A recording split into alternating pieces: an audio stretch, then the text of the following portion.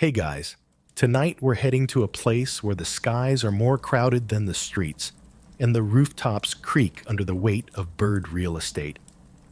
Welcome to Ziukowo, a tiny Polish village where the storks don't just pass through, they've basically taken over. Picture it: dusty roads winding through lush green fields, cottages with red tiled roofs sagging under piles of sticks, and enormous white birds clacking their beaks like they're gossiping about you.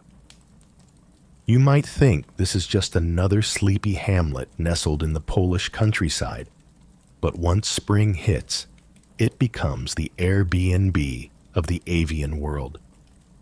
Hundreds, sometimes thousands of white storks glide in from across continents, descend with military precision, and promptly set up shop on every available rooftop, chimney, and power pole. It's beautiful, slightly chaotic, and smells just faintly of fish. And yes, you probably wouldn't survive a week here without earplugs. So before you get comfortable, take a moment to like the video and subscribe, but only if you genuinely enjoy what I do here. And let me know in the comments where you're listening from and what time it is, especially if you're using this to wind down for sleep. Now, dim the lights, maybe turn on a fan for that soft background hum, and let's ease into tonight's journey together. You arrive in Zikowo just after sunset. The air is soft, the sky streaked with late pink clouds, and the road from the highway ends not with a flourish, but with a shrug. Gravel crunches under your feet as you step into a village that feels half abandoned, half watching. There are no neon signs, no restaurants, not even a proper corner store. Just a handful of pastel-colored homes, some hunched tractors, and the towering silhouettes of nests everywhere. It takes a moment for your brain to adjust to the vertical. These nests aren't tucked in trees like you might expect. No, they're perched on chimneys, telegraph poles, even custom-built concrete columns erected just for bird tenants. And each one has at least one massive white stork standing proudly like a weather vane brought to life. Zikowo isn't large. At last count, the human population hovered around 25, give or take someone's visiting cousin or the rare birder passing through. But during nesting season, the bird population easily eclipses the humans tenfold. Some years, it reaches 200 storks. That's not counting the chicks. So yes, the residents are outnumbered, and they like it that way. There's something almost comically dignified about storks. They stand tall, beaks raised like they're judging your outfit, and move with slow, deliberate grace, except when they're fighting over nesting material or attempting truly awkward landings. That's when their elegance cracks, and they become all knees, feathers, and loud frustration. You pass an old wooden fence, its slats warped by time, and peek through to a small garden with a stork nest directly overhead. A woman in a headscarf is planting potatoes, ignoring the giant bird casually defecating 3 meters above her. She's lived here long enough to know that complaining is pointless. The storks have seniority. What makes Zikowo special isn't just the number of birds, it's the vibe. The entire village bends itself around stork life. Locals reinforce rooftops with metal brackets, clear old trees for better flight access, and even build flat-top platforms for new pairs. There's an unspoken agreement: the storks come first. If you want to build an extension to your house, you check for nests. If there's one on your roof, you wait until the chicks have fledged. Otherwise, well, let's just say the storks don't take kindly to eviction. Scientifically speaking, Zikowo is an anomaly. Poland is home to more white storks than any other country in the world, roughly a quarter of the global population. And yet this one tiny dot on the map attracts an outsized chunk of them. No one's entirely sure why. Some blame the lack of pesticides. Others point to the lush surrounding meadows, full of frogs and mice and other delicious snacks. A few whisper about geographical memory, a theory suggesting birds imprint on specific spots and return out of instinct. Scientists still argue over the exact mechanism, but whatever it is, the storks keep coming back. At the center of the village stands a small wooden house painted a cheerful blue. This is the unofficial welcome center, run by ornithologists from a bird protection group. Inside, there are charts showing migration paths, shelves stacked with binoculars, and the unmistakable scent of damp hay and feather oil. Outside, a Nest camera live streams to YouTube. You can wave. The storks, as usual, ignore you. There's something wonderfully surreal about standing in a place where nature dominates without apology. Żukowo doesn't market itself. You won't find tourist buses or gift shops. No t-shirts that say, "I got pooped on in Storktown." Just bird poop on your shoulder and the sound of feathers slicing through evening air. And speaking of sound, imagine a xylophone made entirely of bones. That's sort of what stork clattering sounds like. They don't sing, they don't chirp. They communicate by rapidly clapping their long beaks together in bursts. It's weirdly hypnotic, rhythmic. It echoes off the houses and fades into the fields like the ticking of an oversized metronome. You settle down on a bench under a birch tree, warm tea in hand, as dusk deepens. Overhead, two storks circle before descending, wings wide, legs trailing like landing gear. One miscalculates and skids, nearly toppling off its chimney perch. You smile. Even here, with centuries of genetic elegance, there's always a touch of slapstick. A soft breeze stirs the grass. Somewhere, a cow moos. Somewhere else, a frog regrets making noise. And then, silence, except for the gentle creak of windmills and the ever-present click of stork beaks. This is Żukowo, half village, half bird sanctuary, 100% odd. Żukowo may feel like a quiet corner lost in time, but its location is anything but random. If you check a map, and yes, squinting is required, you'll find it tucked into Poland's far northeastern edge, just a few kilometers from the heavily surveilled border with Russia's Kaliningrad exclave. It's the kind of place where GPS pings get nervous and mobile signals start flirting with different time zones. As you stroll the single main road, it becomes obvious that Żukowo isn't on the way to anywhere. It's not a pit stop. It's a final destination. The nearest town with a real supermarket is about half an hour's drive away, and even that feels like cheating. This village exists in a kind of suspended animation, far enough from major roads and railways to be forgotten, close enough to a tense border to be avoided. And yet, this remote placement is a big reason why the storks thrive here. There's less noise, less concrete, fewer reflective windows to crash into, and, crucially, plenty of undisturbed farmland that hasn't yet been replaced by giant shopping centers or sunburned tourists yelling about sunscreen in 4 languages. Back in the Cold War days, Żukowo was even quieter. Military zones and restricted border access meant almost no development. The Iron Curtain cast a long, frosty shadow over this area, but it also unintentionally protected it from industrialization. While the rest of Europe poured cement and glass into the landscape, Ziukawo stayed cozy, scruffy, and utterly bird-centric. Locals sometimes joke that the storks are the only ones allowed to freely cross the border, and they're not wrong. Every year, the birds glide over the invisible political lines that divide Poland from Kaliningrad, Lithuania, and beyond, completely ignoring bureaucratic squabbles. If you had wings and a decent sense of direction, you'd do the same. The border itself is oddly beautiful.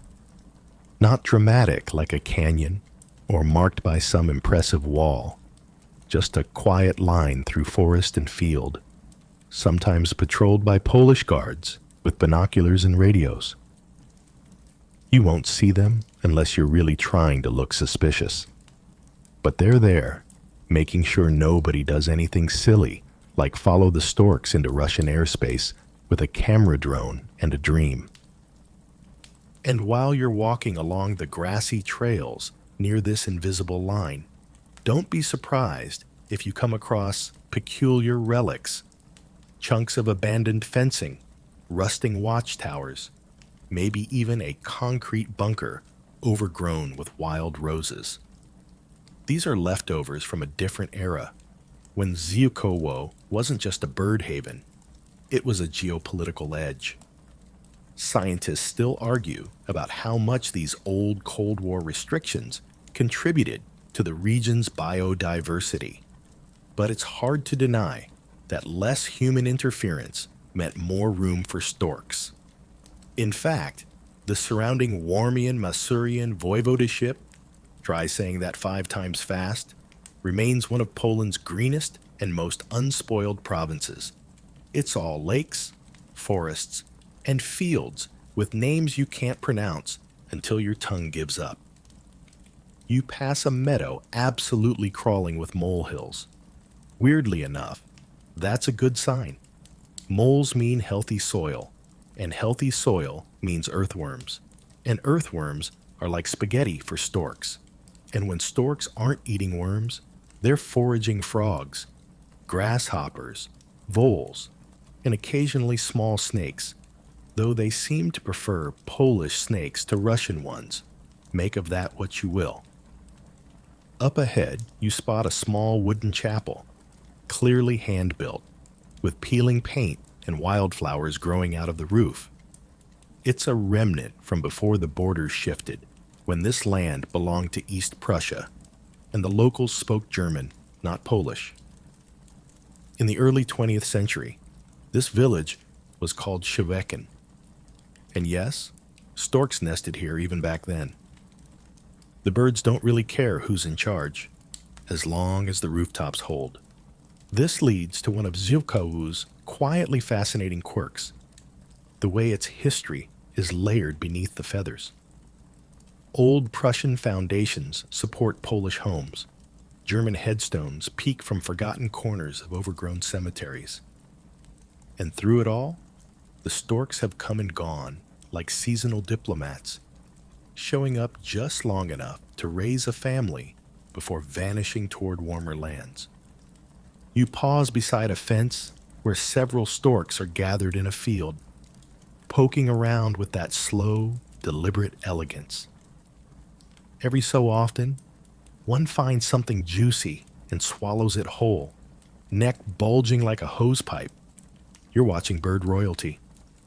The white stork, Ciconia if you're into Latin, is practically a national treasure in Poland. Unlike pigeons, which get chased off balconies, or crows, which get blamed for everything from crop loss to bad omens, storks are adored. Revered even. One reason? They're loyal to place. A stork will return, year after year, to the exact nest it used the year before, sometimes for decades, even if the house beneath it has changed hands, even if the humans moved out. That chimney becomes a generational anchor. And because Ziukowo has so many of these long-standing nests, it acts like a beacon for returning birds, a kind of feathery Airbnb superhost with a 5-star rating and plenty of snacks. Of course, loyalty cuts both ways. The people of Zukowo take their role as stork stewards seriously.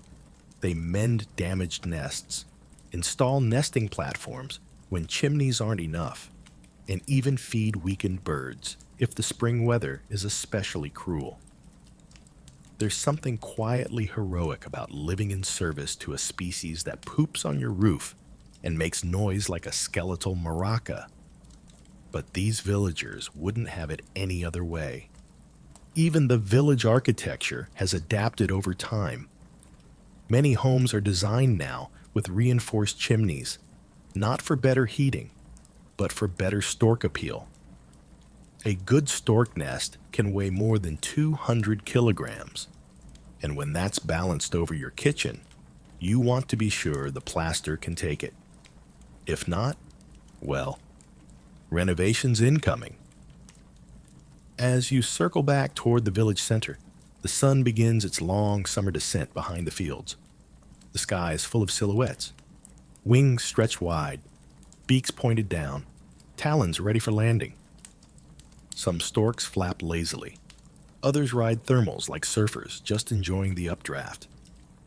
Zukowo doesn't announce itself with signs or flashy landmarks.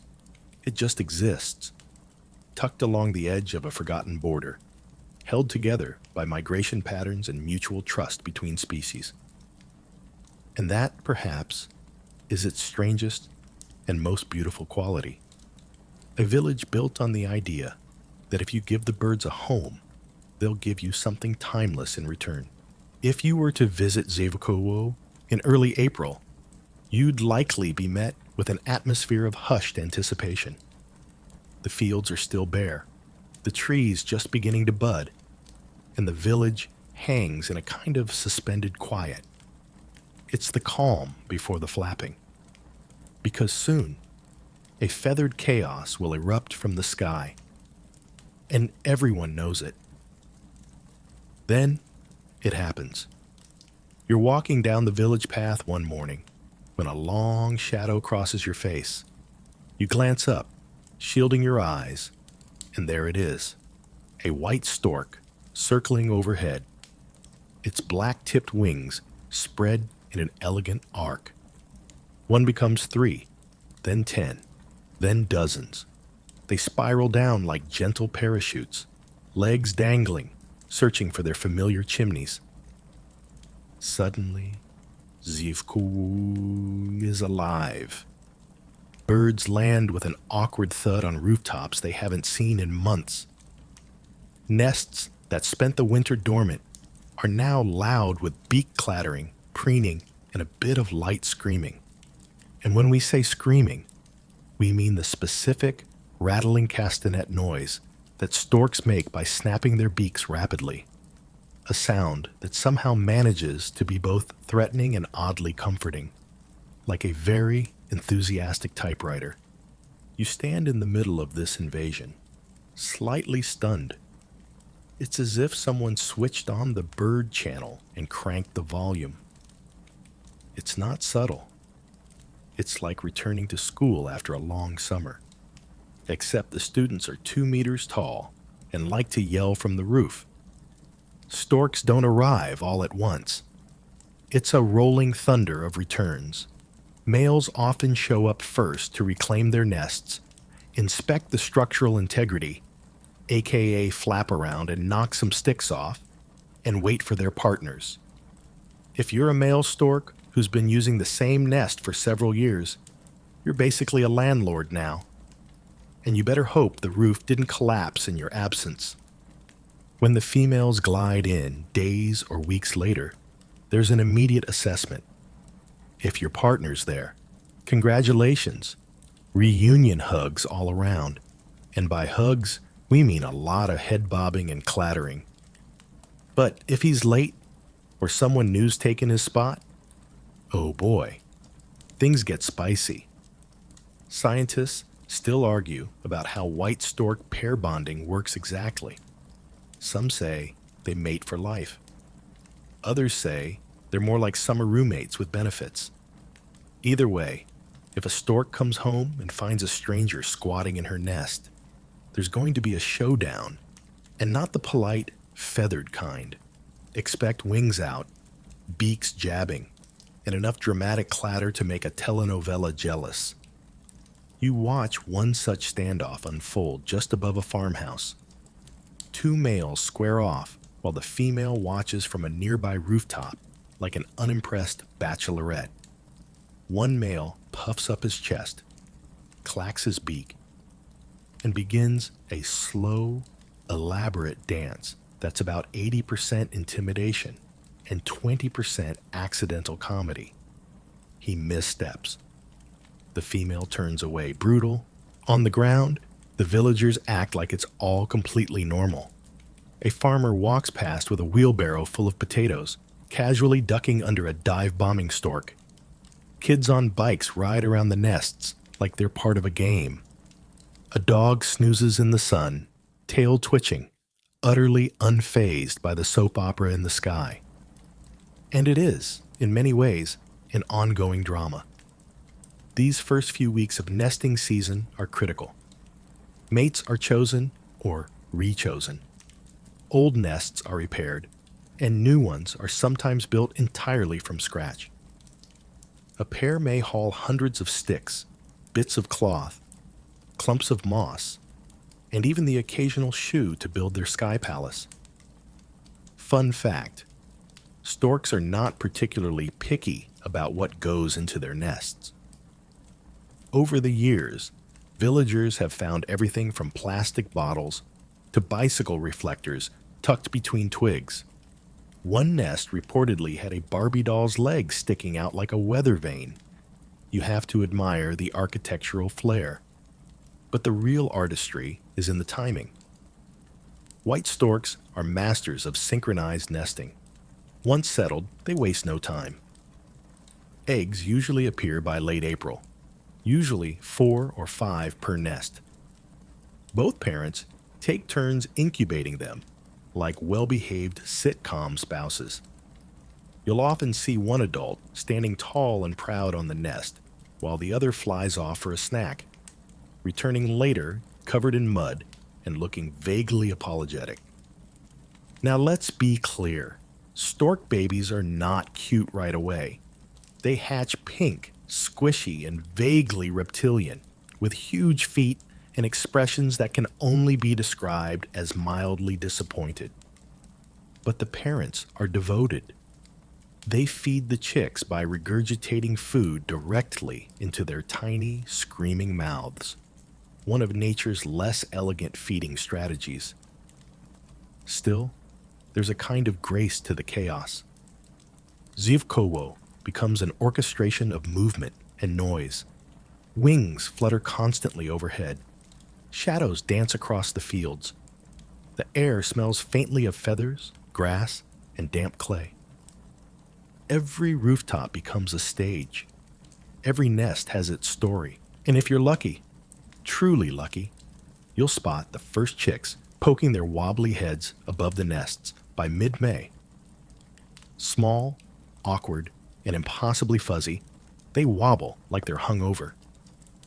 The entire village starts to glow with parental pride, even if the villagers themselves are busy dealing with the aftermath of hosting 200 bird families on their roofs. One local, you'll learn, has a nest with a camera fixed directly above it.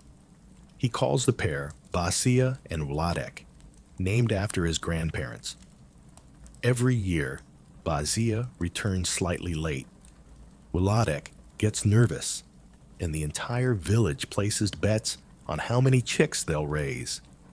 It's a small-town kind of entertainment, reality TV with feathers. By late spring, the ground starts to shimmer with life. Frogs chirp madly in the ditches. Butterflies flit through the blooming wildflowers. The whole countryside bursts into technicolor. Zivkovo becomes not just a village, but a temporary, living aviary. And through all of it, you'll notice something strange. You stop checking your phone. There's no reception, for one, but also no real reason. Here, time is measured in landings, not hours. You wait for the next stork, the next clutch of eggs, the next beak-to-beak squabble. The modern world, with its emails and urgent updates, fades somewhere behind a nest made of sticks, cloth, and maybe, just maybe, a Barbie leg. By now, you're realizing Zukawo isn't just a village with birds. It's a bird kingdom, with a few human caretakers milling around at the base. But it wasn't always this way. Once upon a time, Zukawo was like many other modest settlements in this part of Europe, planted, reshaped, and slowly forgotten by the sweep of history.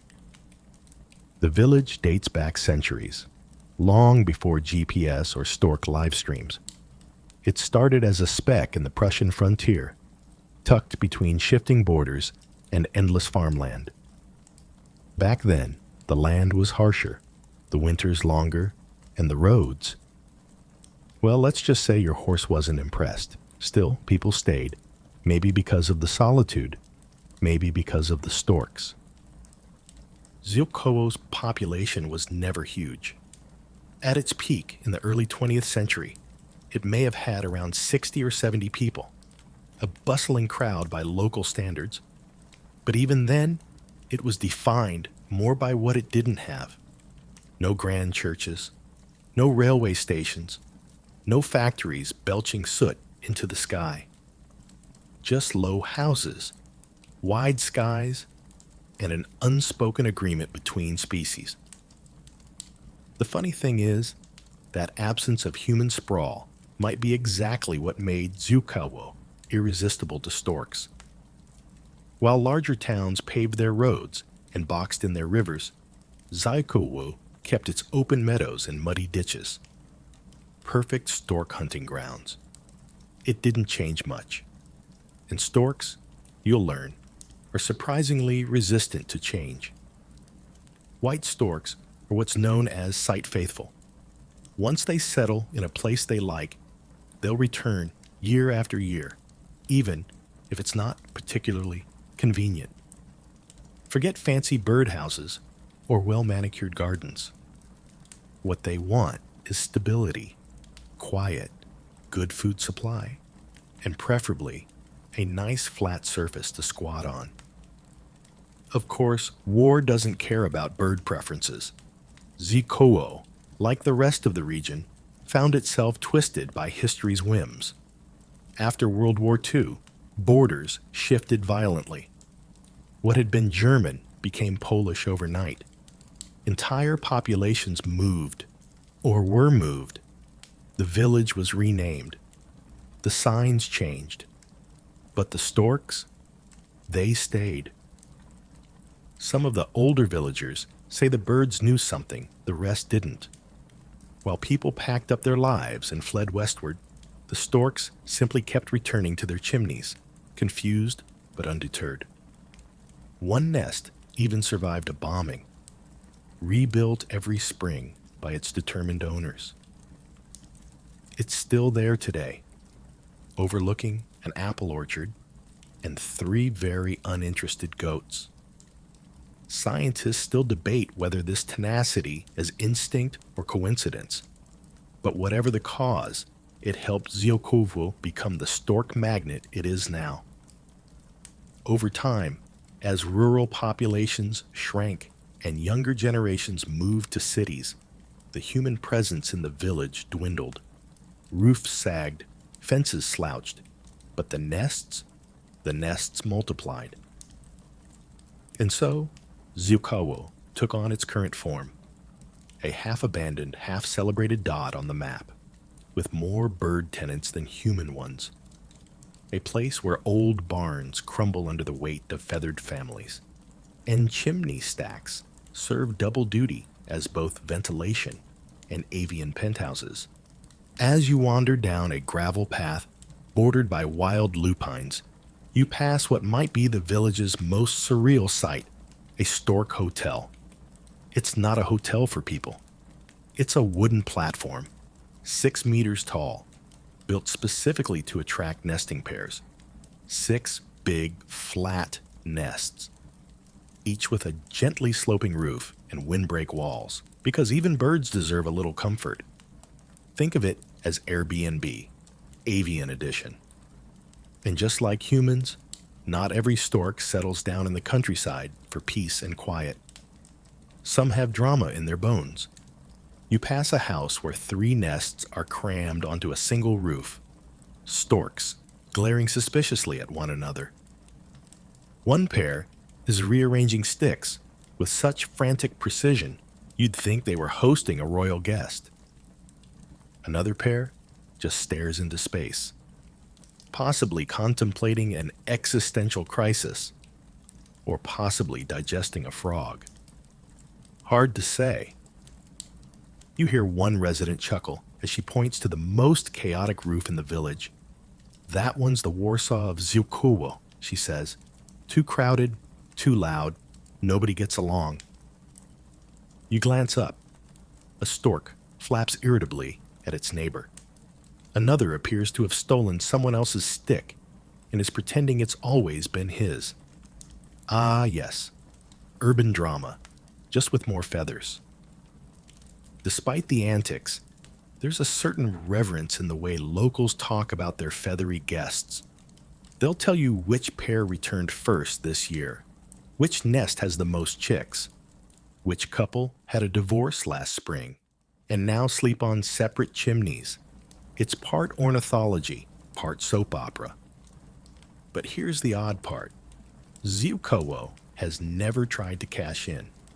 There are no guided stork tours, no overpriced stork plushies at the general store, mostly because there is no general store.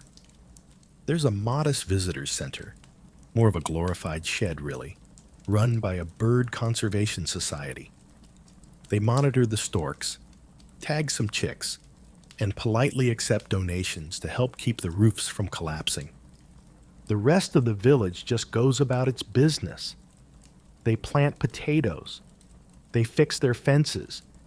They patch up roofs between migrations. And they leave the nests alone. Because in Ziukowo, the storks aren't just seasonal visitors. They're a kind of living architecture. They're on the official seal of the village. They appear in local fairy tales. And they've earned their keep, not through rent, but through loyalty. One scholar once called Ziukowo a monospecific migration economy, which is a very academic way of saying this village runs on storks. Their presence draws birders, conservation grants, even documentary crews every few years. Without the birds, Ziukowo would probably fade. With them, it flutters defiantly on the edge of Poland. So as you sit now on a weathered bench beneath a willow tree, watching storks coast overhead on invisible wind currents, you start to understand. This isn't just a charming oddity. It's a survival story for both species. Let's say you're a white stork, wingspan pushing 7 feet, legs like stilts, neck as flexible as a bendy straw. You've just flown thousands of kilometers from sub-Saharan Africa, navigating sandstorms, evading power lines, and making only one disastrous detour over a Spanish wind farm. You're exhausted. You want food. You want a mate. And most importantly, you want your nest. Not a nest. Your nest. The exact same bundle of sticks, dung, hay, and stolen laundry that you used last year. And the year before that. Possibly for the past decade. This is the strange, endearing obsession that white storks have with home ownership. Once a stork establishes a nest it likes, it will return to that same spot year after year, as long as it still stands. If it's gone, disaster. If someone else is in it, war. And if the chimney it was on has been torn down during winter renovations, well, prepare for some angry circling and passive-aggressive beak clattering. This site loyalty is so strong that storks have been known to fly thousands of miles just to land on a particular rooftop in Ziukowo, even if a newer, flashier nest is available nearby. Scientists still argue about whether this behavior is genetically hardwired or learned. Is it instinct, habit, some kind of airborne GPS with a fondness for nostalgia? Whatever the mechanism, it leads to some impressively awkward situations. Take the case of the love triangle on roof 3, as one local calls it.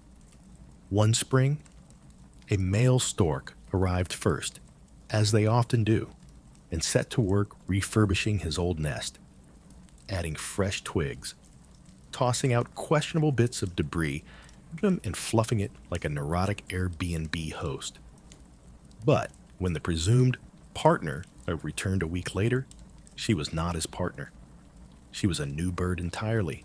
Cue confusion, cue circling, cue beak jousting. The original female, let's call her Jadwiga, showed up 2 days later. She was not pleased to find an interloper in her spot. For hours, the nest became a shifting soap opera of awkward shuffling, furious clattering, and repeated attempts at eviction. Eventually, the newcomer was ousted, and Jadwiga reclaimed her throne. As for the male, he just stood there, looking vaguely ashamed, probably wondering how things spiraled so fast. It's not just love lives that complicate things. Nest real estate in Zhukovo is limited, especially on roofs with optimal exposure, proximity to feeding fields, and a good view of the neighbor's drama. That means every spring sees a few turf wars.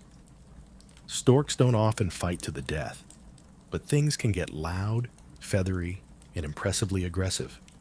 Wings slap, beaks jab, and sometimes the loser gets booted off a chimney in a flurry of indignation. These mid-air skirmishes look ridiculous from below, like two disgruntled umbrellas having a brawl. But to the birds, it's serious business. A good nest is key to attracting a mate, raising chicks, and surviving the summer. Without it, you're just another tall bird standing awkwardly in a field, muttering about the housing market. And here's where it gets even weirder. Storks will wait for their partner for days, even weeks. A male may land on a nest and remain there, almost motionless, scanning the sky for his lost love. If she doesn't arrive in time, he may pair with a newcomer, but not without hesitation. And if she shows up late, well, we've already seen how that plays out. Sometimes, both birds return to find their old nest destroyed by wind or collapse. When that happens, they get to work fast, hauling twigs, rags, bits of fencing, and whatever else they can find to rebuild. You'll see them trudging through meadows like disgruntled parents, moving house, occasionally squabbling over a particularly nice stick. And they're picky. A good nesting stick needs to be long, sturdy, and just the right amount of bendy. Too thin, and it'll snap. Too thick, and it's useless. Occasionally, two storks will grab opposite ends of a premium stick and engage in a slow, comically intense tug of war across a courtyard. But perhaps the oddest part of stork loyalty is what happens after breeding season ends. By August, the chicks are nearly full-sized, the fields are golden, and the adults begin prepping for the long journey south. One by one, they take off, gliding into thermals and vanishing toward Africa. And yet, next spring, they'll be back. Same bird, same nest, same dramatic love life. It's comforting, in a way. In a world where everything seems to be changing too fast, where buildings go up and down before you can learn their names, here is a species that insists on consistency. Zhukovos, storks are creatures of memory, and not just collective memory, individual memory. They remember roofs, partners, fight spots, preferred puddles, It's even more impressive when you consider the journey they've just made. A typical migration route takes storks from Poland down through the Balkans, across Turkey, over the Sinai, and into sub-Saharan Africa. That's about 10,000 kilometers. And storks don't exactly use Google Maps. They rely on instinct, wind patterns, thermal currents, and perhaps some unholy alliance with the Earth's magnetic field. Nobody knows exactly how they navigate, but it's suspiciously accurate. And yet, they don't just return to the right country or the right village. They return to the exact same roof. Some even land on the same chimney cap, balancing with awkward elegance like they never left. One scientist called it precision homing behavior. Another just sighed and said, "We still have no idea how they do it." But they do. You pass one particularly tall chimney stacked with a massive nest, bits of plastic and straw trailing in the wind. Two storks stand on either side of it like gatekeepers, heads tilted in opposite directions, perfectly synchronized. They've been here for years. They'll probably be here next year too. Below them, a window creaks open, and an old man leans out with a watering can. He waves. You wave back. "Same birds," he says. "They always come back, like clockwork." Then he dumps water into a flower box and disappears.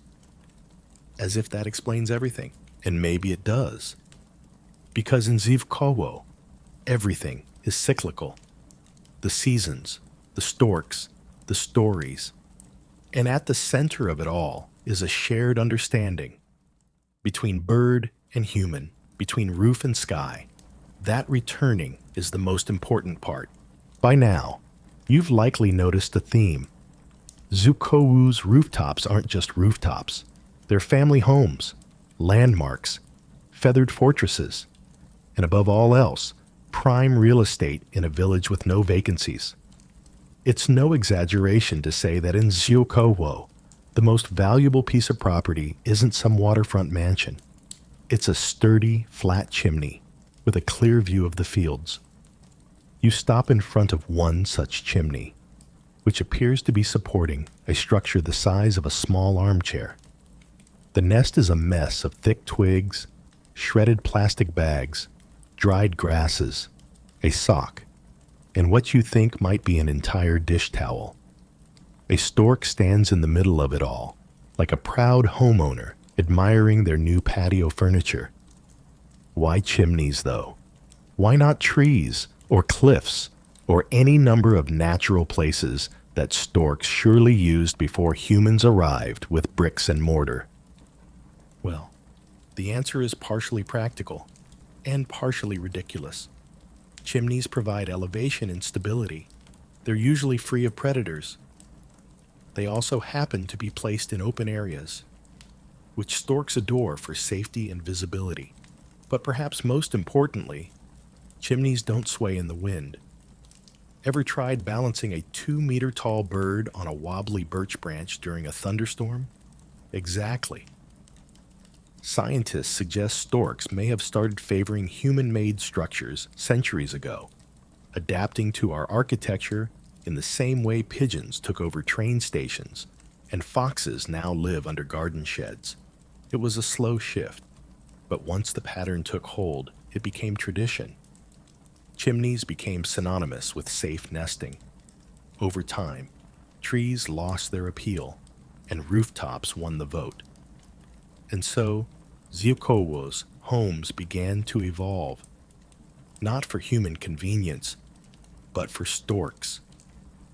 You pass one particularly flat-roofed cottage that seems specifically designed for stork tenants. It has 4 reinforced nesting platforms, each about a meter in diameter, built with metal mesh and wooden rims. A little over-engineered? Maybe, but necessary. An adult stork weighs up to 4 kilograms, and their nests? They can reach 2 meters across and weigh over 250 kilos. That's roughly the weight of a grand piano on your roof. Imagine sipping your morning coffee with that creaking above you. And sometimes it creaks too much. Every few years, a nest collapses, usually from water damage or sheer weight, and the homeowner must rebuild both their roof and the stork's humble abode. Local construction crews are now well versed in stork-sensitive renovation. They use specially treated materials that won't trap heat or release harmful fumes. There's even a local roofer who jokingly calls himself a bird architect. Some residents go further. They install rooftop cameras to keep tabs on their feathery tenants. One couple has live streamed their nest since 2014, complete with commentary. Every year, fans from as far away as Canada and Japan tune in to watch the same pair of storks return, flirt, squabble, lay eggs, and raise fuzzy gray chicks into lanky teenage birds. This technological peek into stork life has generated a devoted fan base. People write emails to the villagers. They send money. One German couple even visited just to see the nest they'd been watching online for 5 years. It felt like meeting celebrities, they said, while the birds pooped with total indifference. It's worth noting that Zikawo isn't the only place in Europe where storks nest on roofs, but it's one of the only places where the entire village has silently agreed to accommodate them. No one knocks nests down. No one sprays deterrents. In fact, if your chimney doesn't attract a stork, it's kind of embarrassing. Like being the one house on the block that didn't get picked for Christmas caroling. A little pride goes into it too. There's a subtle competition among villagers about who has the best nest. Not the biggest, necessarily, but the busiest, the most chicks, the earliest return, the least drama. People talk. Oh, Merrick's nest. Yeah, it's nice. But did you see the one on Kazia's barn? 6 hatchlings this year. 6! And yet, all this cooperation has a hidden cost. Humans have slowly stopped using their chimneys for their original purpose. Fires. Too risky with nests directly above. The heat, the smoke, the risk of burning a precious clutch of eggs. Not worth it. So instead, homes are retrofitted with side vents, electric heating, or just layers of sweaters. All in the name of happy birds. There's something quietly beautiful about that sacrifice. Zikuwo isn't wealthy. These aren't designer eco-homes. They're simple rural cottages, many passed down through generations. But the roofs belong to the storks now. The humans are just leasing the space below. You stop in front of a particularly grand structure, a 2-story house with a nest so large it's begun to droop over the side like some fluffy bird souffle. There are even grasses sprouting from it. Actual plants. A self-watering nest garden. Inside, the stork pair looks relaxed. The female sits, feathers fluffed like a feathery marshmallow. The male stands, head tilted skyward, ignoring the 10 or so tourists photographing him from across the road. And that's another thing. The storks do not care. They are neither afraid of humans nor particularly impressed by them. You could play the accordion beneath their nests or recite Shakespeare in full costume. Most of the time, they won't even blink, unless you get too close. Then you get the look. That very specific beady-eyed stare that says, "I will poop on your car with precision if you don't back up." Their indifference is part of the charm. Zikowo may be remote, but the storks lend it a cosmopolitan vibe. You're not just in a Polish village. You're in a place with commuters from Sudan, nest engineers with better work ethic than some city contractors, and residents who casually migrate across continents twice a year. So you sit on a low wall, watching the rooftops buzz. One pair does a synchronized head bob. Another one takes off with an awkward flap that looks like someone tossing a folded beach chair. Overhead, 5 more arrive, gliding like kites. The rooftops of Zikawo have become a kind of skyline, not of glass towers or neon signs, but of nests, wings, and whispered stories told between species. By now, you've probably formed an image in your head of Zivkowo as a place where birds rule the rooftops and humans exist as mildly amused caretakers. And you wouldn't be wrong, but Ziokovu is also home to a very particular kind of human, the kind who willingly chooses to live in a village where their chimney is colonized. Their roof needs annual structural assessments, and their morning alarm is a 5 a.m. beat clatter orchestra. Let's meet them. First, there's Janek, retired forestry worker, always in gumboots, always smells faintly of birch tar. He's lived here for over 70 years. These birds have more air miles than I do, he jokes, leaning on a fence post as 2 storks stare at him like mildly annoyed landlords. Janek has a nest on both his house and his barn. He doesn't mind the noise, says it keeps his tinnitus company. Then there's Anya and Tomek, who run a little guest house at the village edge. They're in their 30s, young by Ziokowo standards, and fully committed to the stork life. Their B&B is modest. 4 rooms, wooden beds, slightly lumpy mattresses, but it boasts the only bathroom in town with a skylight directly beneath a nesting platform. Guests have reported hearing baby storks chirping as they brush their teeth. Anya has a quiet laugh and a neck tan from too many hours staring upward. She tells you the storks are good for business. Not just tourists, she says, journalists, poets. A woman from Sweden once stayed here just to finish a breakup. She said the birds helped her get closure. You ask how. Anya shrugs. They fight loud and get back together every year. It's inspiring. Zivkowo doesn't get crowds. There's no tourism infrastructure beyond a few guest beds, a worn trail, and some laminated signs. But there's an observatory, a low, rustic building that looks more like a chicken coop than a scientific center. Inside, ornithologists with telescopes and clipboards record nest activity, hatch dates, feeding frequency, flight tests. Most of them are volunteers. One of them, a Hungarian woman named Esther, has been coming every summer since she was 22. She brings her own kettle and sleeps in a tent beside the field. The birds come back, she says simply. So do I. The observatory is run in partnership with a Polish bird conservation group. They tag storks, install artificial nests, and occasionally climb up chimneys with GoPros strapped to their heads. It's oddly acrobatic work. The organization funds itself with donations, grant money, and a yearly stork festival that is both heartfelt and slightly chaotic.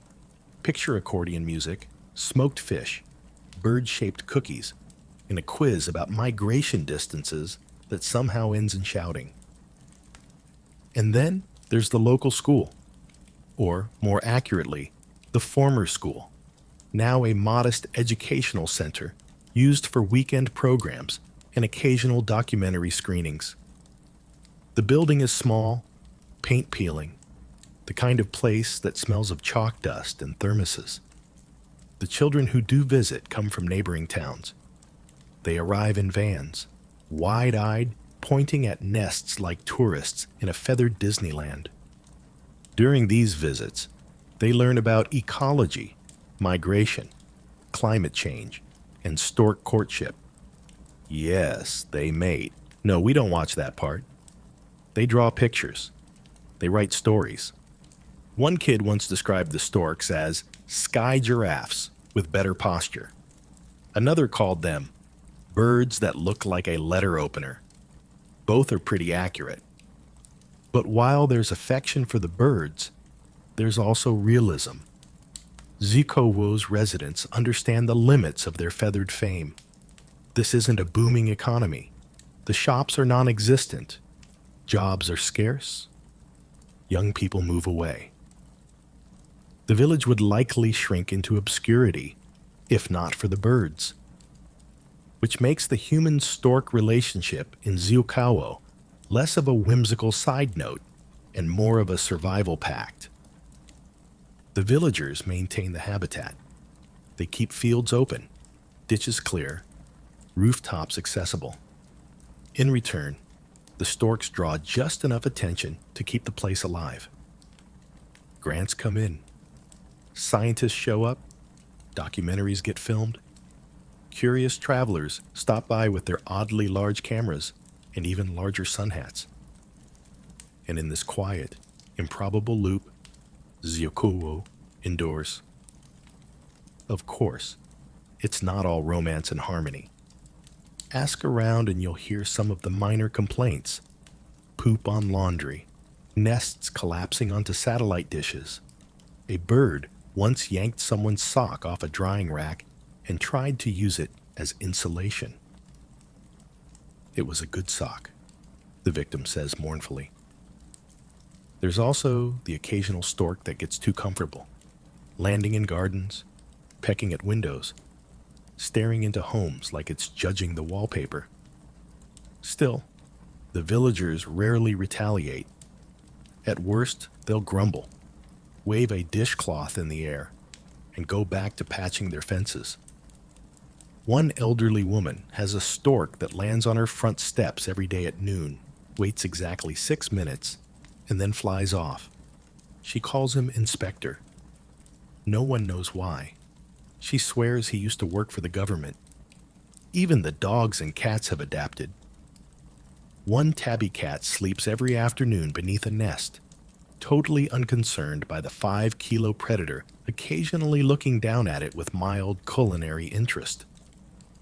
A dog named Kuba barks only when new storks arrive, like some kind of bird concierge announcing guests. As evening rolls in, the human voice is quiet. Smoke rises from the few stoves that still work. You hear the creak of a wheelbarrow, the rhythmic click of a gate, the distant croak of frogs returning to their seasonal orchestra. And above it all, the storks. They settle in, feathers fluffed, beaks tucked against their backs. A few still circle the sky, silhouetted against the fading orange clouds. Somewhere nearby, a kettle whistles. Someone calls a child inside.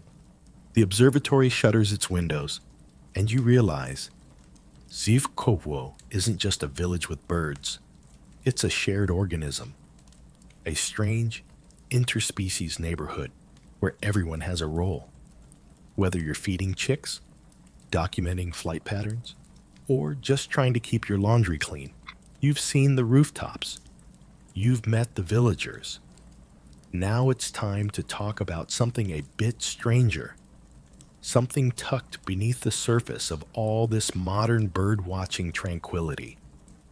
Because long before Ziwakawo had nesting platforms, stork live streams, or a Hungarian woman with a tent and a clipboard, it had myths, stories, softly whispered explanations for why these enormous birds kept showing up, year after year, like ghostly clockwork with better posture. The village is old. How old? That depends who you ask. Local historians will say it dates back to at least the 16th century, when it was part of Ducal Prussia. But ask an elderly farmer around dusk, when the sky is lavender and the frogs are getting bold, and you might hear a different answer. One that begins with, well, the land was here before the people, and the birds were here before the land remembered its name. This is a place where paganism and Christianity once overlapped like two clouds refusing to pass. Before churches were built and saints were assigned to everything, the local people believed in spirits of the air, wandering souls, and birds that carried messages from the other side. The stork wasn't just a bird, it was a symbol, a bridge. According to an old East Prussian tale, storks were once human souls who had returned to Earth in feathered form to watch over their homes. Another story says they were messengers between worlds, delivering the souls of unborn children from heaven to the waiting cradles of new parents. Yes, this is where the storks bring babies myth gets its legs, or wings. And in Zikowo, where the storks never stopped returning, even through wars, plagues, and redrawn maps, the symbolism stuck. You pass a shrine at the edge of a field, a weathered wooden cross, half swallowed by tall grass, with tiny stork carvings etched along its base. Nobody's sure who carved them. They just appeared one spring, around the time the birds came back. The villagers took it as a sign and never questioned it again. Storks in Slavic folklore are not only symbols of fertility and luck, they're moral judges. It was once believed that if a stork built its nest on your home, you were a good person, a kind soul. If they avoided your roof year after year, well, maybe you needed to rethink some life choices. No pressure or anything. One particularly stubborn villager, who shall remain unnamed, once tried to lure storks by building an ornate nest platform complete with a garden gnome and some plastic tulips. Not a single bird landed, ever. The locals chuckled, but never explained why. They know, was all they said. Even today, these old beliefs echo beneath the science. People here may talk about migration patterns, about Africa and wind currents, and the flyways over the Bosphorus. But ask them why Zikowo gets so many storks, and eventually someone will shrug and say, maybe they just like us. There's even a local legend about a white guardian, a single stork said to watch over the village each winter, refusing to migrate, appearing only during storms and vanishing when the sun returns. No one's ever gotten a clear photo. But when an unusually early stork shows up, say in February when the fields are still frozen, people whisper, maybe it's him. Maybe he's checking in. Scientists, of course, have other theories. Some point to the microclimate, warmer pockets of air, ideal nesting trees that were cleared decades ago, leaving only rooftops. Others cite food availability, or the old Cold War restrictions that preserve natural land. But even they sometimes admit, off the record, that Zikowo has something unusual about it. One researcher from Krakow once described it as an energy you can't measure with instruments, but you know it's there, which is the academic version of saying, this place is weird and probably haunted, but in a nice way. You find yourself walking the same worn path as many before you. Fields on either side, a line of poplar trees marking the edge of the horizon. Above, storks glide like giant paper planes. Below, frogs start their evening concert. And in this twilight stretch, where everything softens, you start to see the place differently. Not just as a village, but as a kind of liminal space. A borderland not just between countries, but between the tangible and the whispered. Zikowo sits near the edge of Kaliningrad, yes, but it also straddles other stranger borders. Between seasons, between species, between science and story. Because while we can tag birds and chart their migrations, we can't explain why one particular pair has returned to the same exact rooftop for 17 years straight. We can't explain why they wait for each other, or how they remember a village most people have never heard of. We can't explain why a bird would carry a twig from a war-torn field in Sudan to a chimney in Ziukowo, as if drawn by some invisible map that even the wind respects. And maybe that's okay. Because part of what makes this village magical isn't that we understand it, but that we still don't. So you sit for a while on a moss-covered bench near the shrine. The air is cool. A stork lands nearby with a loud whump, ruffles its feathers, and looks at you as if to say, "You're not from here, are you?" And no, you're not. But for tonight, you're a welcome guest in a place where the old stories never really left. They just grew wings. You wake the next morning to a sound that might, under different circumstances, be mistaken for distant applause. A soft, rhythmic clattering, echoing from rooftop to rooftop, punctuated now and then by the squeaky squawk of a juvenile demanding breakfast. You're in Zukowo during peak nesting season, and above you, an entire avian city is already in motion. The skies are streaked with flight paths, storks lifting off in near silence, wings cutting clean lines across the morning mist. Others circle overhead, using invisible columns of warm air, thermals, to rise without flapping, gliding in wide arcs that look more like choreography than instinct.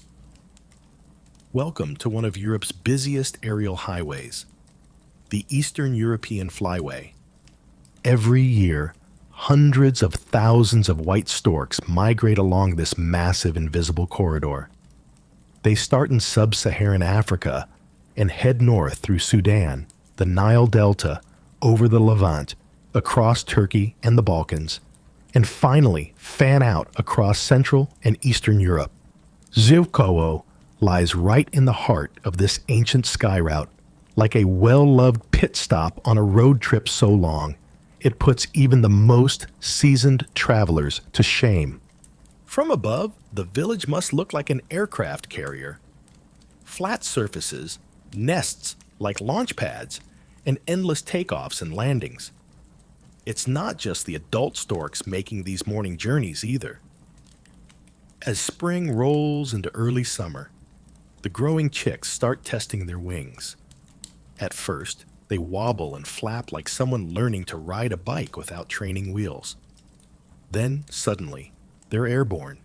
Up, off, gone. Scientists still argue about how storks learn to fly. There's no formal instruction, no parental nudging.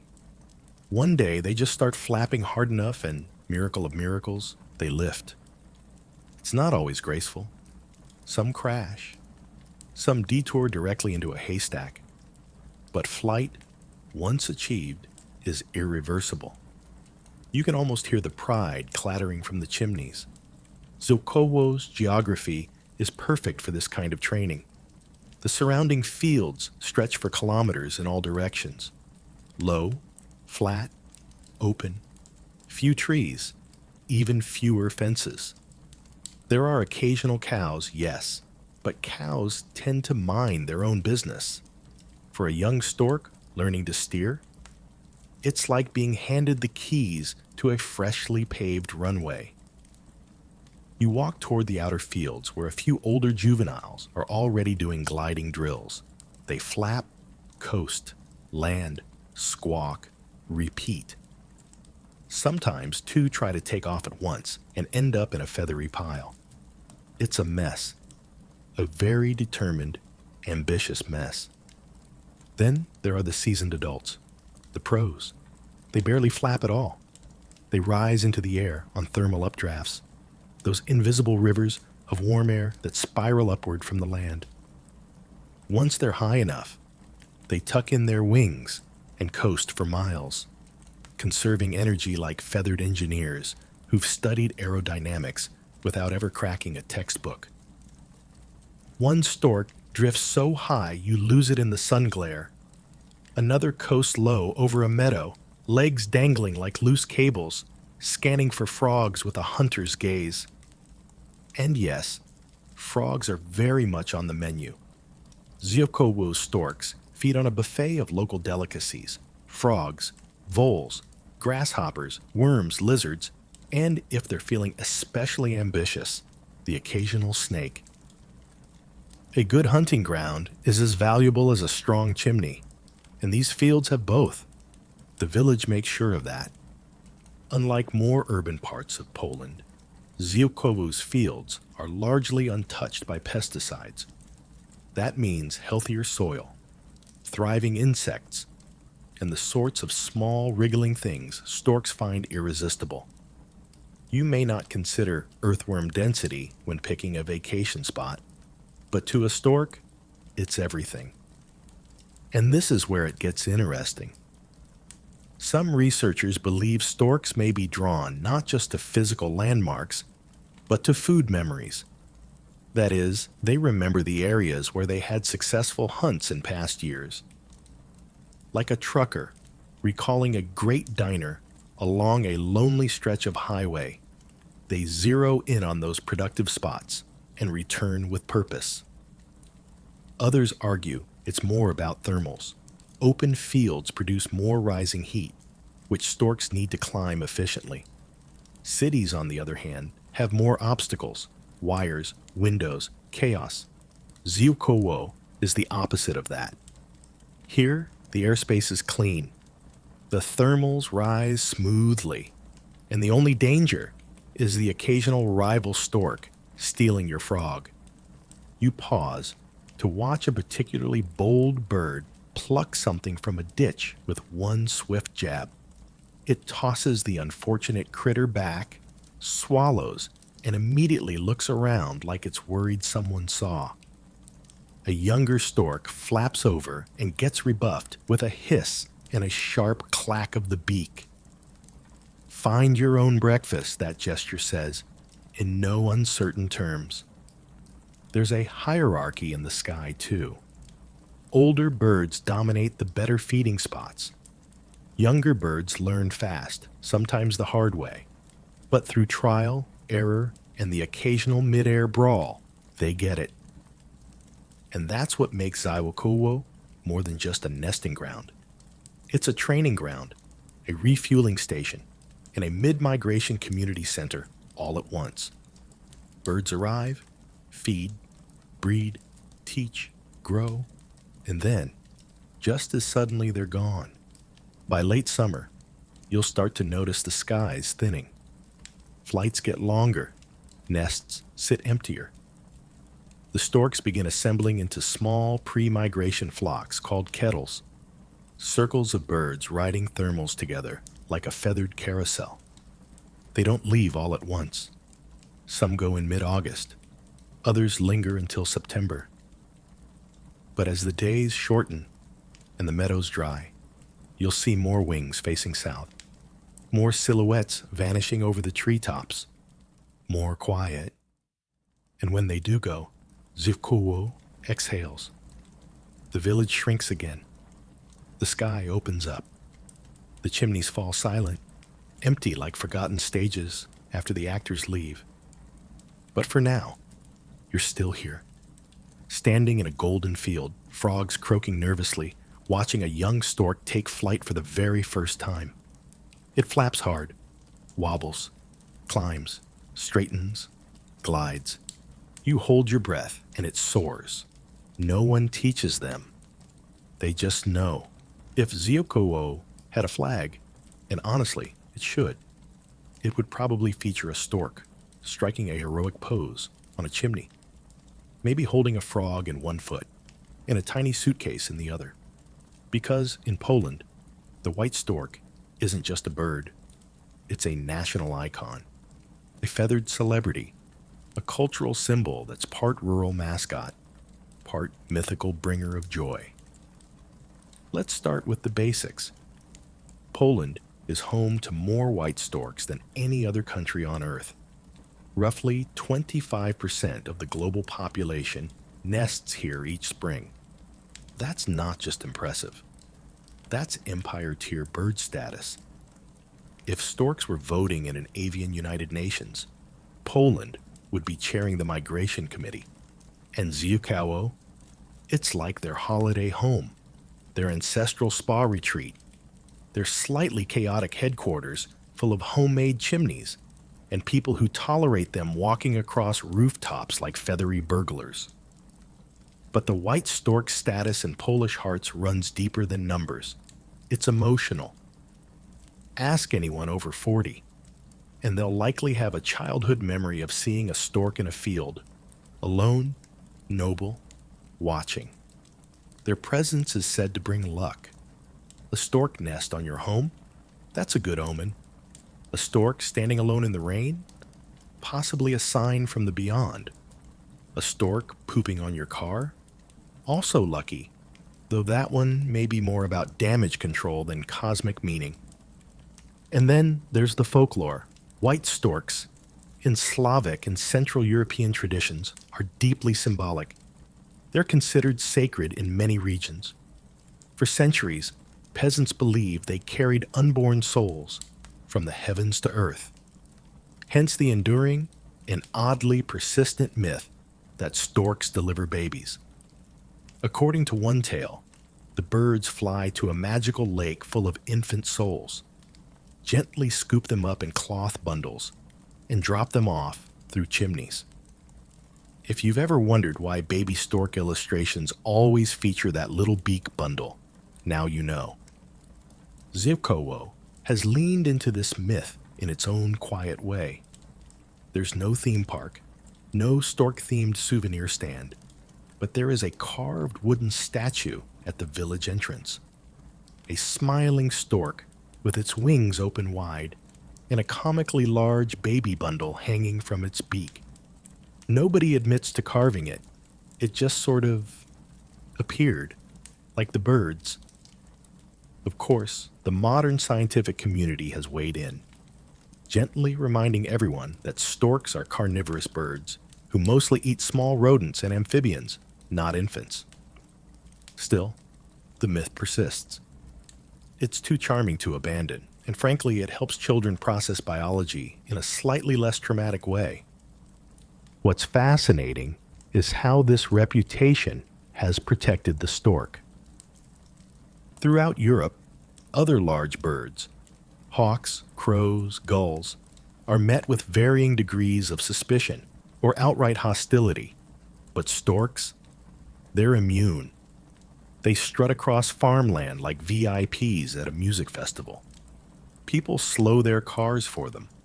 Entire construction projects have been paused to avoid disturbing an active nest. In Zhukowo, they're as close to legally untouchable as a wild animal can get. There's even national legislation that protects stork nests. If you want to remove one from your property, you need permission from environmental authorities, plus a really good reason. It's blocking my satellite dish is not considered a good reason. It's weighing 300 kilograms and threatening to collapse my kitchen ceiling might qualify. But even then, it'll be removed and relocated, not destroyed. In the villages, people go even further. They help the storks. They reinforce nests with wire frames. They hoist up sticks using ladders when old nests fall. There's a strong sense of custodianship, like they've been entrusted with something bigger than themselves. One farmer tells you about the year a storm took down his chimney, and the nest with it. He spent the next week rebuilding both. The storks returned, slightly confused, circled twice, and landed with what he describes as obvious approval. He hasn't used his fireplace since. But here's where things take a slightly weirder turn. Storks also have a brand image. Not officially, of course. They're not doing shampoo commercials. But their reputation is managed in a strange, unspoken way. The image of the white stork is wholesome, upright, proud, serene. Photos usually show them silhouetted against dramatic skies, or gently tiptoeing through wet fields, or gracefully flapping above a village cross. But real-life storks? Well, they are loud. Their nests are messy. Their courtship rituals often involve what can only be described as mutual beak dancing. They will steal food from one another. They get into arguments mid-air. And they poop. A lot. Think splatter zone, and you're on the right track. One visitor, freshly christened by a flyover, described the experience as like being chosen by Zeus if Zeus had terrible aim. And yet, none of that dents their popularity. Why? Because the image holds. The stork, for all its quirks, is seen as a symbol of continuity, of return, of nature behaving reliably in a world that often doesn't. And that's what makes Zayukovo so special. Here, the brand isn't curated by a tourism board. It's lived, day by day, bird by bird. The villagers don't idolize the storks. They cohabitate with them. There's a kind of mutual agreement. You bring the charm, we'll bring the rooftops. You stay loyal to us, we'll keep the frogs coming. You watch a pair grooming each other in their chimney-top nest, beak to beak, synchronized in a slow, deliberate rhythm. Below them, a family unloads groceries. The mother calls to her daughter. A dog barks once, half-heartedly. Nobody looks up. Nobody needs to. Because in Zikowo, the stork isn't an interruption. It's just part of the scenery, like the grass, like the rain, like the idea that something at least comes back each year. Let's shift our gaze, now, up to those chimneys and nests you become so familiar with, and zoom in a little closer. Because while Zibukowo may be a sanctuary, its rooftops are anything but peaceful. In fact, they're a bubbling cauldron of avian drama, complete with rivalries, betrayals, and the occasional airborne eviction.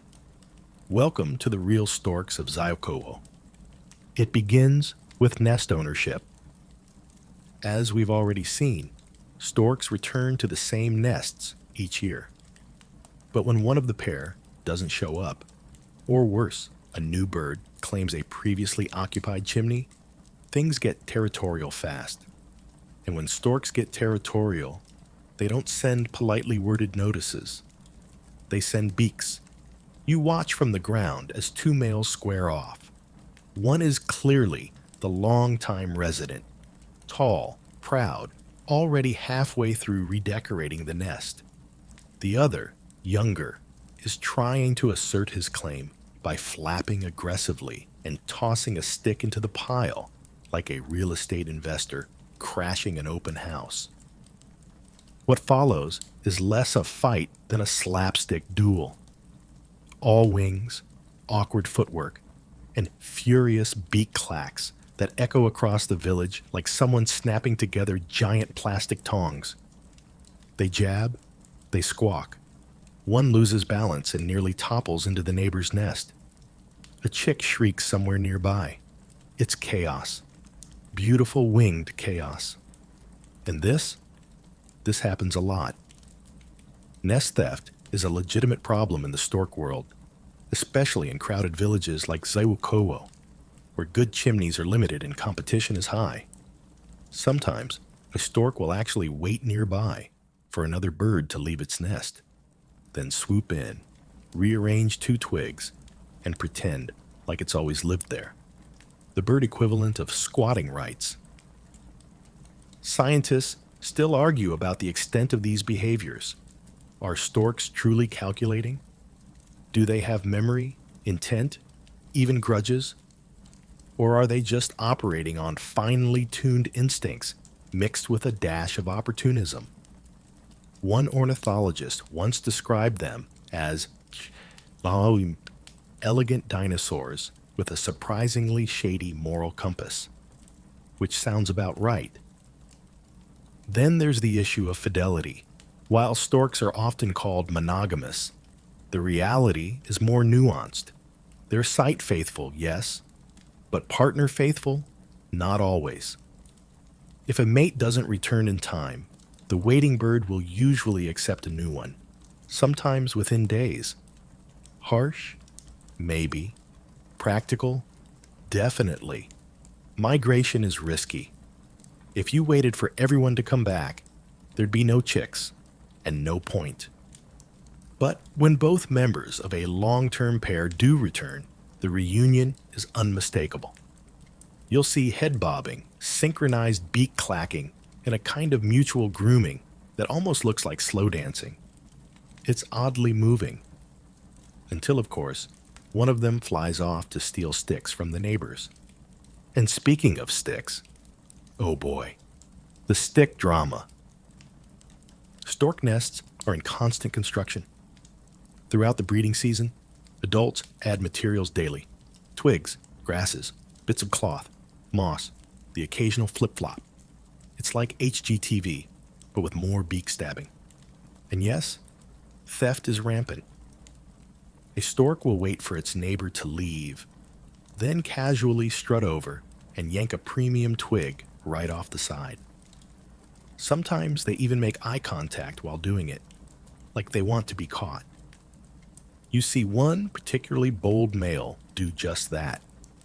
He strolls across the roof tiles like he owns the place, snatches a long, curved stick from another nest, and trots back like a criminal mastermind. The victim returns moments later, pauses, then lets out a loud clatter. Revenge will be swift. This, by the way, is why some nests have nest guards. One adult stays home while the other forages. It's not just about chick protection, it's about keeping up appearances. Because once your nest starts to sag, your social status does too. Zukawo may be a quiet village, but up on the rooftops, reputation is everything. Even inside the nests, things can get complicated. Let's talk about parenting. White storks usually lay 4 to 5 eggs, spaced a couple days apart. That means the chicks hatch at different times, and size differences can be extreme. The oldest chick may be twice as large as its youngest sibling, and when food is scarce, the parents focus on the strongest.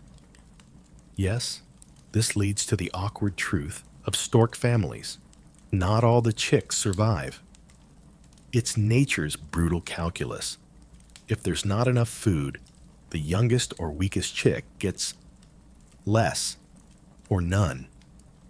In extreme cases, the parents may even eject a chick from the nest, a practice called siblicide when it's done by siblings, or just harsh pragmatism when done by parents. It's rare in Zeokowo, where food is plentiful, but not unheard of. And yet, despite all this, the majority of chicks do survive. They grow fast, alarmingly fast, from pink fuzzballs to towering teen birds in just a few weeks. One moment they're peeping for worms, the next they're flapping dangerously close to your satellite dish. In the meantime, the nest becomes a microcosm of stork society. Grooming, feeding, bickering, testing wings, complaining loudly. You half expect one of them to start a podcast. And as an observer on the ground, you can't help but anthropomorphize. That one looks like a grumpy uncle. That one's clearly the overachiever. That chick over there? Definitely a future nest thief. Even the villagers indulge in this. Many nests have nicknames. One pair is called the Bankers because they always have well-built nests and never share sticks. Another is the Chaos Couple, known for constant renovations and late-season parenting. And of course, there's little Zosia, a famously brave chick who once flapped her way off the roof a full week early, landed in a haystack, and strutted away like it was all part of the plan. Zukowo doesn't just watch these birds, it knows them. Every fight, every clutch, every successful fledgling. It's not just a village under storks. It's a village with storks, embroiled in their dramas, invested in their stories, and occasionally ducking to avoid whatever the birds had for lunch. And in some way, that entanglement makes life richer here. Messier, yes, but more alive. Because once you've seen a stork squabble over twigs like a disgruntled carpenter, or witnessed a 3-chick pileup during feeding time, you start to realize the rooftops of Zaibikuwo aren't peaceful nests. They're soap operas, and you wouldn't miss an episode for the world. Evening falls softly in Zyokowo. Not like in the cities, where dusk gets punched out by headlights and LED billboards, but slowly, gracefully, like a curtain drawn by the breeze. And as the light fades, something odd happens. The village doesn't get quieter. It gets different. The air hums. Not with traffic or voices, but with the layered, textured soundscape of a place that still knows how to listen. You pause in the field just beyond the village edge. The grass is ankle high and still warm from the sun. Somewhere nearby, a toad lets out a single, hesitant croak, like a drummer testing his mic. Then another joins. Then dozens. The frogs of Zipkowo begin their nightly concert with a gusto you didn't expect from such squishy performers.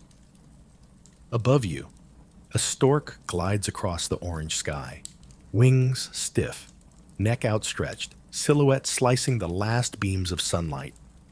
It lands on a familiar rooftop and lets out a single loud clack, clack, clack. The sound echoes like someone cracking knuckles across a canyon. Welcome to the evening soundtrack of Stork Country. Most bird calls are melodic. Larks, nightingales, robins. They warble, they chirp, they charm. But storks?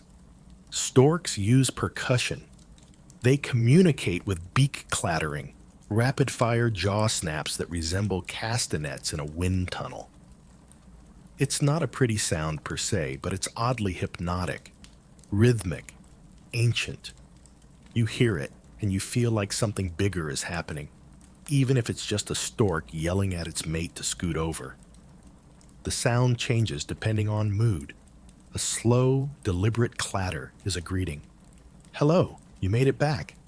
A fast, frantic burst? Alarm or excitement? Or someone else stealing your favorite stick? Again, from the rooftops, the sounds rise and fall in an improvised symphony. Over there, a new arrival announces itself with a proud rattle.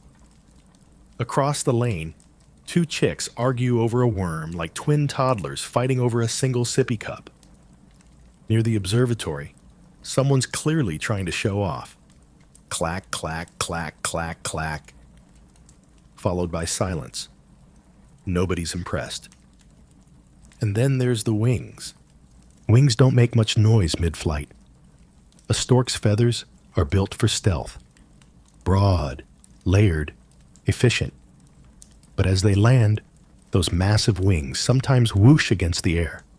A soft, low rush that brushes your ears and makes you duck involuntarily. It's the sound of gravity being negotiated. Sometimes, 2 storks land almost at once. One on the chimney, the other on the power pole beside it. The noise of their arrival, flutter, creak, and a dull thud of landing, is followed by a moment of silence, as if they're checking in with the village before settling down. And then comes the stillness. Not silence exactly. Zukowo never gets silent, but a stillness. The kind where every sound has space to breathe. The wind moves through the birch leaves like someone riffling the pages of a worn book. The frogs settle into their groove. crickets join the rhythm section. A cow, way out in the field, emits a resigned moan that somehow fits the whole composition. If this were a guided meditation app, the narrator would tell you to focus on your breath. But you don't need that here.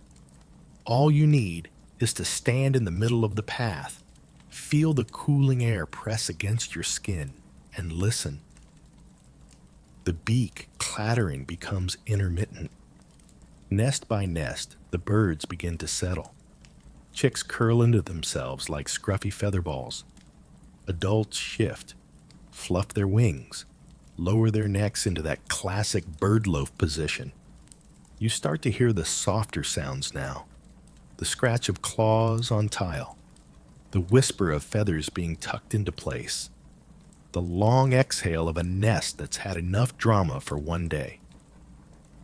You pass one particularly chatty rooftop where a chick is still peeping relentlessly. The parent stands tall, unmoved. Parenting, apparently, is a universal test of patience. And then, just when you think the noise has finally lulled, you hear something else. Wind. Zuccoos, flat fields, and sparse trees make it a perfect wind chamber. Even a modest breeze seems to travel for kilometers. It carries with it the scent of damp earth, cut grass, and the faint tang of bird droppings. Not unpleasant, just natural, honest. And as the wind moves through the chimneys and around the nest platforms, it creates subtle acoustics, low howls, gentle whistles. If you didn't know better, you might think the village was singing to itself. There's an old local belief that the wind carries stories, that the birds whisper into it, and the wind spreads their memories across the landscape. Nonsense, probably. But when you hear it, really hear it, it makes a strange kind of sense. Scientists still argue about how birds perceive sound at night. Are they calmed by it? Warned? Is the clatter we hear simply the tip of a deeper, more complex sound language we'll never fully decode? One biologist who visited Ziukowo called the evening bird sounds a language of legacy. Another just said it's like they're gossiping. Both may be right. You find a bench, one of the few in the village that isn't sagging in the middle, and sit down. Around you, the rooftops become silhouettes. The nests are darker now, just outlines with the occasional pale gleam of feathers catching the moonlight. One chick stirs, then stills. A frog orchestra goes quiet, then resumes. It's all alive, but softened. Somewhere behind you, a door creaks open. Someone mutters in Polish. A kettle whistles. The normal sounds of village life continuing under the feathered canopy above. And you realize that Jukubo, for all its quirks and bird chaos, is a place designed for rest. Not just for the storks, but for people too. It invites slowness, listening, a kind of attention that's hard to find in the glowing, buzzing world you came from. So you lean back, close your eyes. The last sound you register before sleep is the soft clatter of a nest 2 chimneys down, like a lullaby played with bones instead of strings. Strange? Maybe. But strangely beautiful too. There's something almost magical about how ordinary Ziyukowo feels by daylight, especially considering it plays host to a living, feathered opera company. As you step outside after a quiet morning tea, the village is already stirring, not with engines and alarms, but with rustling wings, sleepy bird calls, and the occasional clack of a beak still too tired to fully commit to conflict. But beneath this familiar rhythm lies something more subtle, something extraordinary in its mundanity.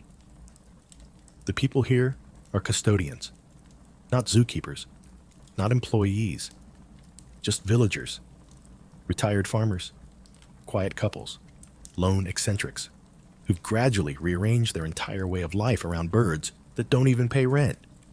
Take Merrick, for instance. He lives in a single-story brick house with a massive nest platform built into his roof. You visit just as he's dragging a rusted ladder across his garden to check on some loose twigs. He climbs like someone who's done this 100 times, because he has. Every spring, he inspects the nest, checks for damage, and reinforces any weak spots. Last year, he says with a shrug, the chick fell out, broke its leg. I built a ramp. A ramp for a stork. And he's not alone. Across the village, similar acts of quiet dedication happen every week. Someone repairs a wind-bent platform. Someone else lays out fish scraps near the woodshed for an underfed juvenile. No fanfare, no cameras, just care. This level of attentiveness has become routine. The villagers know which chicks have fledged, which nests were damaged in last week's storm, who returned from migration late and had to settle for a second-rate chimney. They remember. They track. You walk down the lane and notice a chalkboard leaning against a fence, updated daily with numbers. Active nests, 36. Chicks sighted, 98. No one's officially in charge of this data, but it's there, like a community calendar, but with more feathers.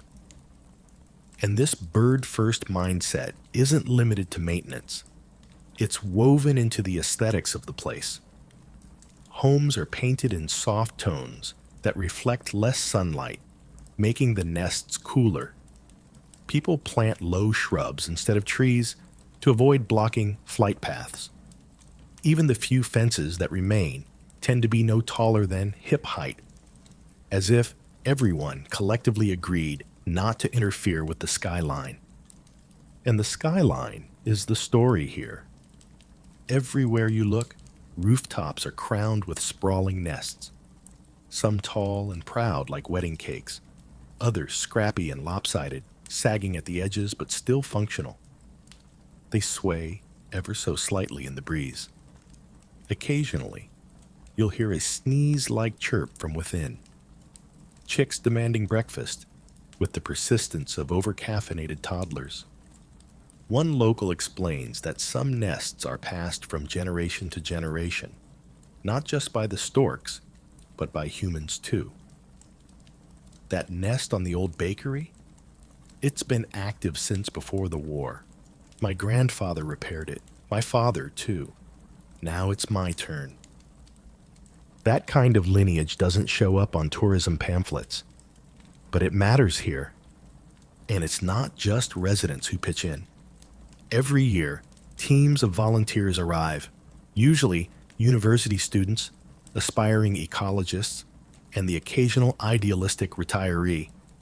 They stay in tents, help with tagging, record chick health, clean the observation decks, and sometimes just hold ladders steady while someone climbs up to tuck a wayward nest back into place.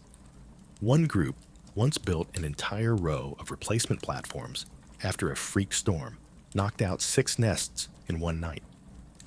The birds circled for days, confused and displaced, until the platforms were raised. Most returned by the end of the week. There's no contract here, no requirement, just a shared sense that this place belongs to something larger, and that preserving it is an act of humility more than stewardship. And maybe that's why the village doesn't have official stork rules. No laminated list on the wall. No do's and don'ts with bird icons. Everyone just knows. Don't light fires in chimneys with active nests. Don't mow during nesting season when frogs are abundant. Don't yell. Don't rush. Don't interrupt a stork who's clearly mid-argument with its partner. Even the children, few though they are, Move carefully. One small boy, named Piotrek, explains solemnly that storks don't like sudden movement. If you wave too much, he says, they'll think you're a snake. You ask if he's ever seen a stork angry. He nods. It stared at me for like 4 minutes. I said sorry. Around midday, you find yourself near the community well. A group of villagers stands in the shade, chatting quietly, while a pair of storks wrestles with a shredded tarp someone forgot to secure.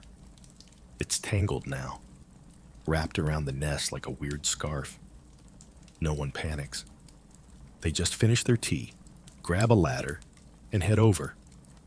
20 minutes later, the nest is freed, and the storks immediately resume their parenting duties as if nothing happened. It's a delicate balance, this unspoken contract between humans and birds. Each species lives parallel lives, intersecting just enough to maintain the rhythm. Ziyukowo thrives not because of grand gestures, but because of 1,000 small ones. And that's what hits you hardest. This isn't a curated wildlife park. There are no fences, no staff uniforms, no posted feeding times, just a handful of people doing small, consistent things to make sure the birds come back. Every spring, every year, every generation. No one here thinks of themselves as a hero. They just like the birds. They like the feeling of looking up and seeing a white silhouette against the sky. They like the clatter at sunset, the flapping shadows over dinner, the way the chicks teeter at the edge of the nest like daredevils on training wheels. It's not glamorous. It's just real. And maybe that's the secret of Ziyukowo. Not that it's unique, but that it never tries to be. It just is. A place where people quietly shape their lives around something older, louder, and far more aerodynamic. Come autumn, Ziyukowo starts to stretch, blink, and look around as if emerging from a long summer dream. The air gets a bit crisper. The sun dips behind the tree line a few minutes earlier each day. The frogs quiet down. The grass turns gold. And up above, something shifts. The storks begin to gather. At first, it's subtle, a little more circling. Longer glides, groups of 3 or 4 soaring together, tracing lazy spirals above the fields. But then, you start to see clusters, 10, 20, sometimes 40 birds coasting together like feathered UFOs. The sky becomes a moving constellation of wings. This is the prelude to departure, an instinctual countdown clock you can't hear ticking, but the birds can. They know when to leave. Somehow, always at just the right time. The storks don't all go at once. It starts with the boldest, the veterans, the ones with more frequent flyer miles than a diplomat. They gather, rise, and disappear over the southern horizon without so much as a postcard. The others follow in waves, like flocks of pilgrims, each group lifting off into the invisible air highway that will carry them back to Africa. And when they go, really go, it's unmistakable. You walk out one morning and find the sky empty, chimneys bare, nests quiet. The village feels too still. It's not sad, exactly. Just quiet in a way that sinks into your bones. But not all the storks leave. Each year, a few birds linger. Older ones, injured ones, or simply confused ones. One male, nicknamed Pan Roman by the locals, has stayed behind for 3 winters in a row. No one knows why. He struts around like he owns the place, occasionally gliding over to the barn roof and staring south, as if trying to remember what he forgot. Some say he's waiting for a mate that never returned. Others think he just got tired of flying 10,000 kilometers every year. Honestly, can you blame him? Villagers look after these stay-behinds. They leave fish scraps near the wood piles. They check on nests after heavy snow. One woman even sewed a small stork-sized windbreaker during an especially brutal January cold snap. He didn't wear it, she admits, but I think he understood the gesture. The village adapts to its emptier state. The guest house closes for the season. The observatory shutters. Students stop showing up with field journals and binoculars. Zivkowo returns to being what it used to be. Just a quiet cluster of homes near the border, surrounded by wind and wheat. The nests remain, though. Towering, frozen sculptures of last summer's chaos. Bits of tarp, shredded cloth, and food wrappers frozen into the twigs. Snow collects in them, like icing on a cake. Icicles dangle from their rims. On some rooftops, the nests lean dangerously to one side, looking like they've had a few too many at the village party. But no one removes them. Even in winter, they stay. Because to remove a nest is to sever a memory, a promise. And in Ziukowu, the memory of the storks is just as sacred as their presence. People find ways to fill the silence. There's wood to chop, repairs to make, books to read. At night, the houses glow with soft yellow light. Fireplaces crackle. And outside, the wind rushes through the fields in long, lonely sighs. And then there are the dreams.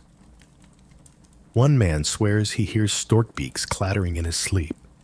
Another says he dreamed of a sky full of wings and woke to find a single white feather on his windowsill. Science would say, coincidence. The villagers would say, they're just reminding you they'll be back. Because despite the silence, the emptiness, the cold, Zievkowo is never truly without its birds. Their absence is just part of the cycle. Their leaving is part of their return. And while the rooftops may seem still, life goes on beneath them. The people wait, quietly, patiently, like someone holding their breath before a beloved voice answers on the other end of the line. Come spring, the first scout will arrive, probably a week early, looking exhausted and slightly surprised to be alive. He'll land awkwardly, check his chimney, and begin clattering at full volume as if to say, I made it. Anyone else? And Zukowo will come alive again. Until then, the village holds its breath. By the time spring arrives again in Zivokowo, the village is ready, not just in preparation, but in hope. It's not merely about birds returning. It's about the affirmation of something dependable in a world that rarely feels that way. And when they come, they don't sneak in quietly. No, storks arrive like they own the place because, well, they kind of do.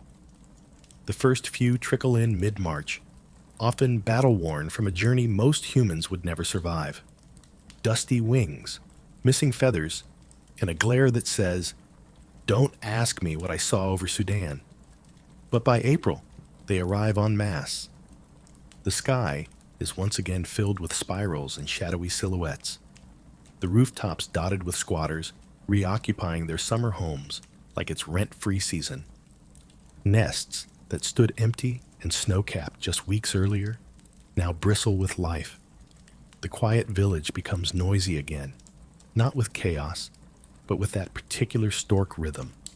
Clatter, flap, squawk, flap again. A cycle reborn. It's hard to overstate just how inexplicably loyal these birds are to Ziokowo.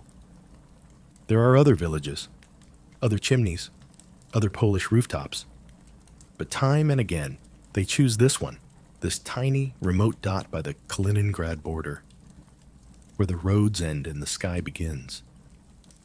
And scientists, for all their telemetry tags and migration maps, still don't quite know why. Is it the abundance of food in the surrounding fields? The microclimate, slightly warmer and more protected than neighboring towns? The human caretakers who patch nests and whisper apologies when they climb too close? Or is it something else entirely? Something less measurable? A kind of geographic memory so deeply rooted in the species that even a newborn chick, raised on a chimney in Zaivakowo, will someday cross continents just to find its way back to this exact tile? Scientists still argue over the answer. One theory suggests an invisible web of magnetic fields, subtle environmental cues, and atmospheric patterns that guide birds over thousands of kilometers. Another suggests storks inherit migratory routes genetically, passed down like blueprints embedded in their bones. Others believe it's simpler. They return because it worked once, and repetition becomes tradition. But these explanations always feel a bit too clinical, too sterile, because Ziokowo isn't just a waypoint. It's not a fuel stop. It's a chosen home. There's a story the villagers tell, maybe it's true, maybe not, about a female stork who returned to her nest every year for 19 years. Always the same roof, always the same flight pattern. She raised over 40 chicks in her lifetime, and when she didn't return one spring, the village mourned. They didn't just say she was gone, they said she didn't come back this time. Like she was part of them. And in a way she was. Because that's what this village really is. Not just a haven for birds, but a living partnership between species. A place where storks aren't studied, fenced, or tamed, but simply welcomed, allowed to be their loud, stubborn, poop-happy, magnificent selves. And as you stand now in the village square, if it can be called that, it's really just a slightly wider patch of road. You see it all again. The same nests, reoccupied. The same villagers, squinting up through sun-dazzled skies. The same rhythms, resumed without ceremony. No fireworks, no festival. Just a quiet understanding. They're back. A pair lands on the old chapel's roof. Their nest held up all winter, despite wind and snow. The male fluffs his wings. The female clacks her beak. They settle in like nothing has changed. But of course, things have changed. Every migration is a miracle. Every safe return a quiet victory against power lines, hunger, poachers, storms, and vanishing wetlands. The odds are never good, but the birds keep betting on Zokowo. And Zikowo keeps betting on them. Because this isn't just about birds anymore.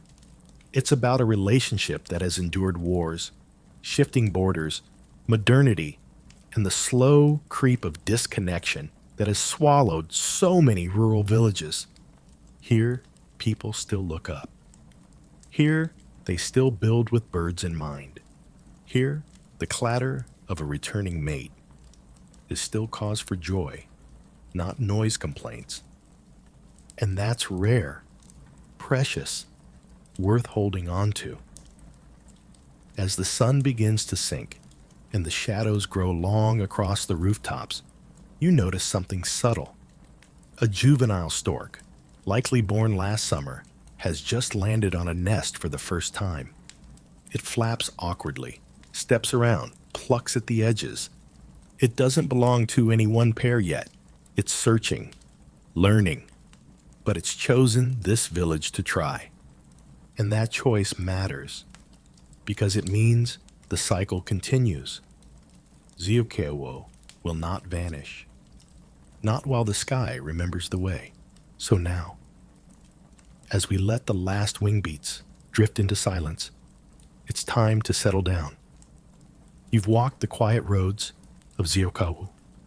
You've stood beneath its sky. You've heard the clatter of beaks, the whisper of wind through nests, and the soft language shared between humans and birds. Let that stay with you. Picture those rooftops, gently glowing in the evening light. Picture the feathers rustling with the breeze. Picture the frogs, the fields, the lone chimney where one brave stork always arrives early. The village is winding down now. The wings have stilled, the sky has dimmed, and you too can exhale. Let your breath slow. Let your shoulders drop.